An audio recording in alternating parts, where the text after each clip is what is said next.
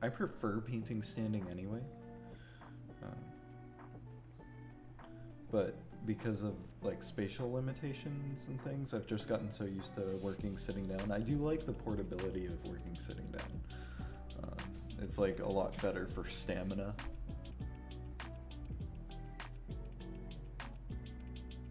Yeah, you don't have to.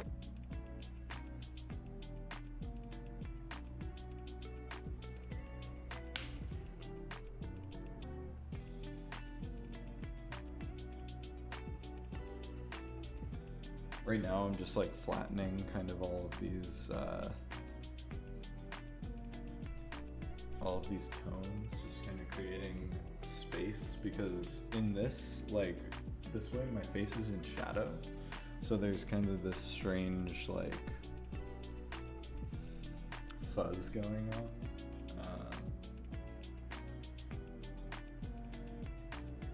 Where you can't really see the details of my face, but you can see that it's like all on the same plane, the same level.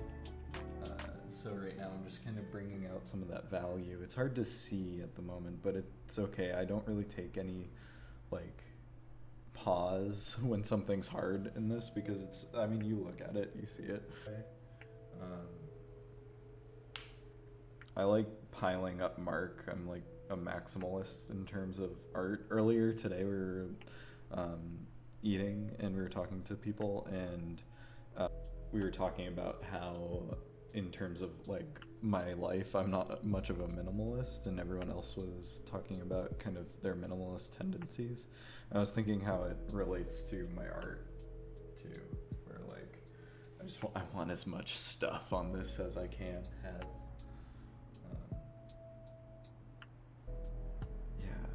I really like what happens when you start piling different colors on top of each other. You can kind of like, it like teaches you about the space of your painting, rather than you determining what's happening just because of some like clear decision. It's like through the lack of clarity, you bring out you like hold on to a little part of reality.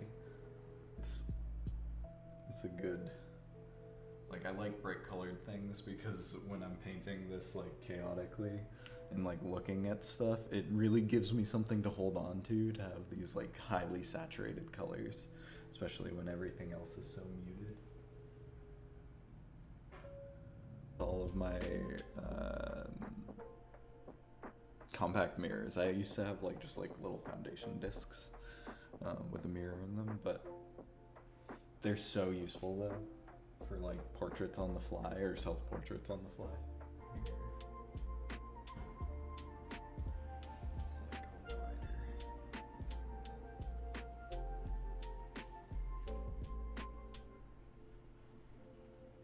I like don't know what to stream this under.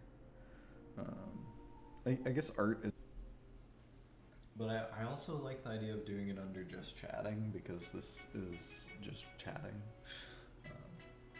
You know, like it's not like a tutorial, and I'm not doing anything like that maybe some people want to learn how to see this way, but like beyond that, it's not like a skill acquisition class or anything. It's just wondering if I can get some really nice dark warm colors, because the room in the mirror is like so cool and gray. I love piling these on top of each other though. Yeah, I'm just kind of going on and on about it.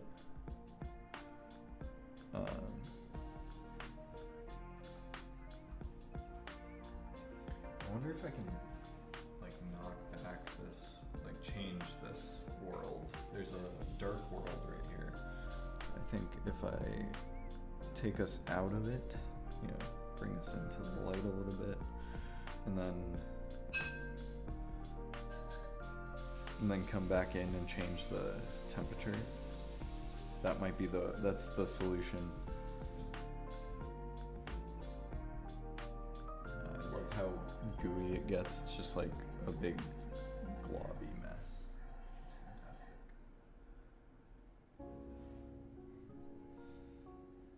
I think I need some like really saturated light to come in and pull things apart.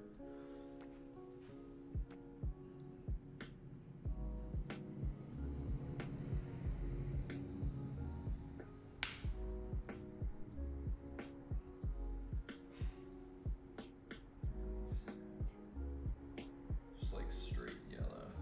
Let's get it.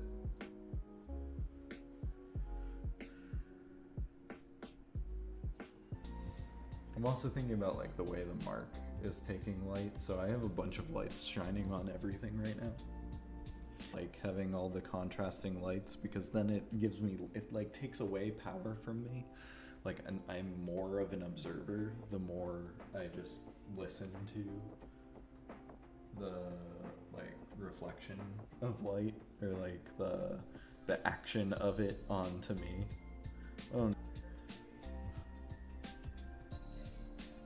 I'm wondering what, to like the more contrast that comes into this, what does the representation look like on this stream? So I think of the stream as like a documentation of the work in itself. So like I really like the act of streaming and like us being together and me expressing ideas and painting to you, you know, like as a story or as a performance or a dance. You know, it's an action with people being around, which like, I don't know, I think the traditional painter in me is like, it's about the image, but then the painter that is performing for you is like, no, it's about this like classical performance, this like action and reacting to you. Hi. This is Kira. Hi. Little You just look Kira. so good. Now I'm just like introducing these like sharp contrasts because I was looking at it up here, like up here where you're seeing it. And I was like, hey, I can see kind of like these broad general shapes, and it like doesn't have enough separation, especially at night. Like when I'm seeing it here, it's like a very specific set of values are represented. Like it's so low key, and I want to up that key. I want to give you some dynamic action going on in this. Eventually it does get a little formal, like if I keep going with this, which I think I will do because I love portraits. They get me really excited because it's like such a personal connection with someone. Months ago I said that I don't do that, but I think some of these like bright red marks that are from the hat are starting to like bleed into my perception of other space, and it's giving me a tool to kind of like seek out form. I've always thought like the reason I'm excited about it too conceptually is just that there's this element of like surveillance to it. Like, you know, this is a camera that you get to see us here talking and like being, and it's live, so it's like, you know, there's an interaction happening. Even if you watch this later, it's just a document of a live time. And that's, it's like interesting figuring out how you talk to that. Like, how do you talk to a camera that's watching you indiscriminately? Some of this. Get a nice, cool light. I never like leaving colors too desaturated. So like adding the white to a color is going to desaturate it. and um, and I find that like colors in life are very saturated. Like you're not facing unless it's like a manufactured color or something on a screen. So like when I'm painting from a video game, I might use a lot more white than I am if I'm painting from life.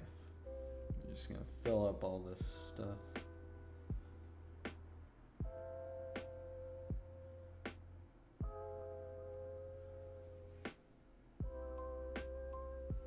Kind of interrupting some of those like gestural lines.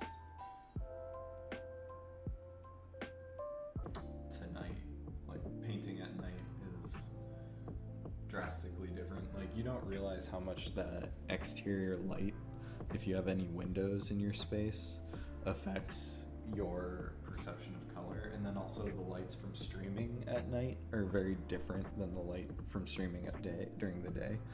Because like there's kind of a cap to where your eyes are like adjusting to brightness. Whereas right now, if I'm like looking over here and then looking over here, I see two very different light environments. And that's like if you're trying to paint a representational painting, I might suggest having all one light environment. But it's like just barely green, and I love that. It's like super neutral. Got all the colors in it, but it moves slightly towards yellow and blue. And it feels like a darker, more transparent version of the yellow I was using for lines above it. Which gives me like another interesting drawing tool.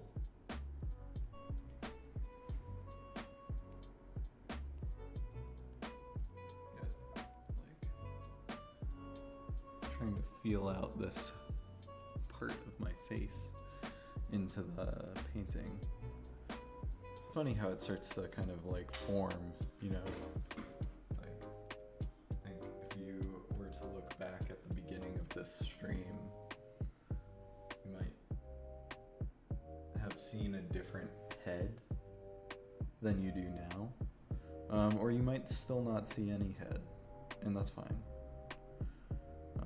I see what I'm seeing in this, which is, that's all my goal is. That's how I feel about painting. Painting is very good for my brain. And yours, maybe. Or it's really bad for your brain.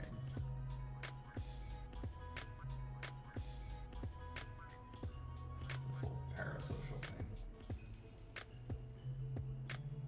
But I just mean like that's the level of like severity.